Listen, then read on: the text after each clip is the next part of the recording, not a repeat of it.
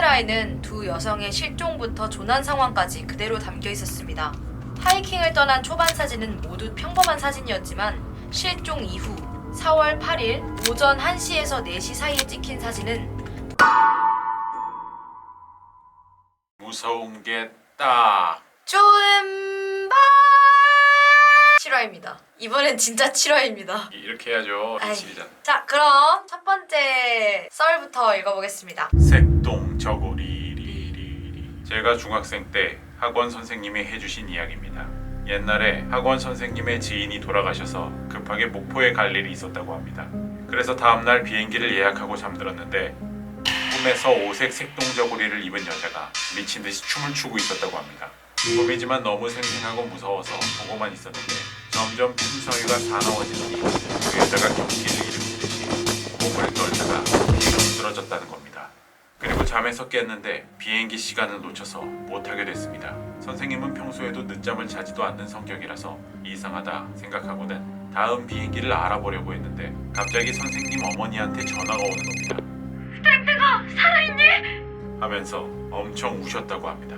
다짜고짜 엄마가 전화하면서 우니까 선생님은 왜 그러냐고 물어봤는데 알고 보니 선생님이 타던 비행기가 추락했다는 겁니다. 어머니는 전화도 안 받아서 너무 걱정됐다고 하셨습니다. 다행이다 생각하던 중 갑자기 꿈 생각이 났고 추락한 비행기 정보를 알아보니 아시아나 비행기였습니다. 그리고 이게 그 당시 아시아나 항공마크입니다. 끝! 두 번째 이야기. 파나마 여대생 실종 사건입니다. 어릴 때부터 함께 자라온 친한 소꿉친구인 두 여대생이 있었습니다. 두 사람은 대학을 막 졸업해서 축하 기념으로 함께 여행을 다녀오기로 했죠. 목적지는 파나마였습니다.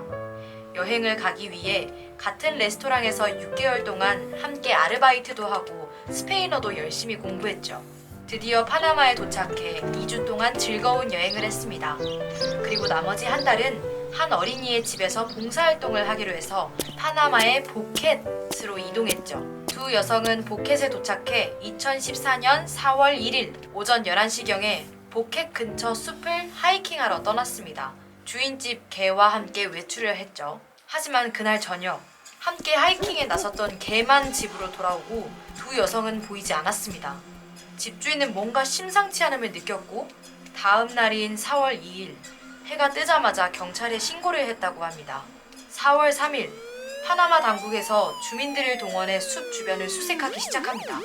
하지만 수색 범위에 비해 인력이 적고 날씨도 좋지 않아서 난항을 겪고 있었죠. 실종 5일 차인 4월 6일 실종자의 부모들도 실종 장소에 도착하였고 함께 수사를 계속 진행했지만 소용이 없었습니다. 그렇게 실종 10주가 지나고 드디어 단서가 나왔습니다. 원주민 거주 지역에서 여자 주민이 한 여대생의 청색 가방을 발견한 것인데 문제는 그 전날에는 배낭이 그곳에 없었다는 것이죠. 배낭 안에는 핸드폰, 현금, 여권, 물병 등 물건은 모두 양호한 상태로 보존되어 있었습니다. 가장 중요한 단서인 핸드폰을 분석한 결과 두 여성이 하이킹을 시작한 지 몇 시간 후에 발신한 112와 911 기록이 남아있었습니다. 수신 불량과 배터리 문제로 통화를 연결하지는 못했죠. 그리고 또 다른 여대생의 휴대폰으로 4월 7일부터 10일 사이 77번째 긴급 통화 시도가 있었다는 게 밝혀졌습니다. 카메라에는 두 여성의 실종부터 조난 상황까지 그대로 담겨 있었습니다. 하이킹을 떠난 초반 사진은 모두 평범한 사진이었지만 실종 이후 4월 8일 오전 1시에서 4시 사이에 찍힌 사진은 모두 완전 어두운 곳에서 촬영된 사진이었고 메모리에는 90장의 사진들이 저장되어 있었습니다. 몇몇 눈에 띄는 사진이 있기는 했지만 그들이 있었던 장소를 제외하고는 모두 유추하기 어려운 사진이었죠.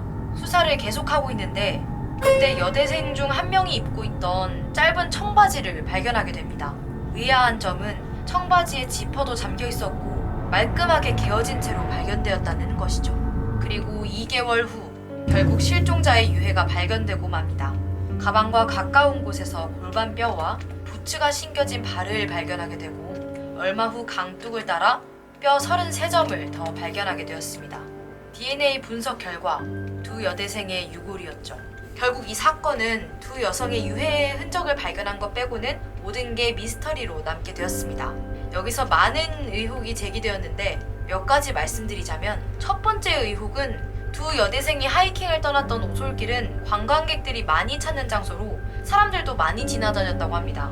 하지만 하이킹을 떠난 지 얼마 지나지 않아 조난당한 거라면 사람들은 왜 두 여성을 발견하지 못했을까요? 심지어 곳곳에는 응급 상황을 위한 피난소도 있었지만 그곳을 이용한 흔적이 전혀 없었다고 합니다. 두 번째 의혹은 가방과 내용물에서 두 사람의 지문이 아닌 다른 사람들의 지문이 무려 34개나 발견됐다는 점입니다. 세 번째는 두 번째로 발견한 핸드폰의 비밀번호를 누가 계속 풀려고 시도하다가 틀렸던 그런 흔적인데, 핸드폰의 주인이 아닌 여대생이 풀려고 시도를 했거나 제3자가 비밀번호를 풀려고 한 것이 아니냐, 이런 추측이 있었죠. 그 외에도 어두운 밤에 찍힌 90장의 사진은 왜 찍힌 것인지, 패닉에 빠져서 한 의미 없는 행동이었는지 아니면 구조 요청을 위한 신호였는지 이런 해석이 갈렸고요. 다른 여러 가지 의혹도 풀리지 못한 채 사건은 마무리되고 말았습니다. 끝! 오늘 어떻게 보셨나요? 전 너무 무서웠어요. 파나마에 절대 가지 마십시오. 하지만 파나마는 좋은 곳입니다. 나랑 안 가려고. 어디든 조심해서. 여행을 할 때는 항상 조심해야 합니다. 그럼 저희는 8화로 돌아오겠습니다. 그거 아시나요? 팔은 거꾸로 해도 팔입니다. 노잼. 오늘도 지렸다니 지렸다. 오늘도 무섭다니 무섭다. 뭐 이 정도면 무섭다.